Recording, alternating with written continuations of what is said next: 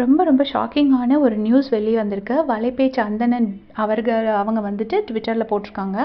இசையமைப்பாளர் இசைஞானி இளையராஜா அவங்களோட ஒரே பொண்ணு பவதாரிணி. அவங்க ரொம்ப ஃபேமஸ் சிங்கர். நிறைய தமிழ் பாடல்கள் அவங்க அப்பாவோட இசையமைப்பில் பாடியிருக்காங்க. அவங்க வந்து சற்று முன் காலமாயிட்டாங்க அப்படிங்கிற மாதிரி ஒரு நியூஸ் வந்திருக்கு.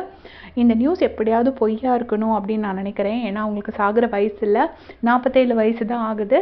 அவங்க ஹஸ்பண்ட் வந்து யார் அப்படின்னு பார்த்தீங்கன்னா, ஒரு பெரிய ஜேர்னலிஸ்ட் ராமச்சந்திரன் சார் அவங்களோட பையன் சபரிராஜுங்கிறவங்கள தான் இவங்க திருமணம் பண்ணியிருக்காங்க.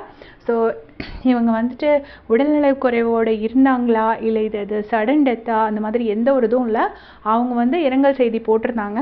ஸோ அதை உங்கள் கூட பகிர்ந்துக்கணுங்கிறதுக்காக தான் இந்த வீடியோ போஸ்ட் பண்ணியிருக்கேன்.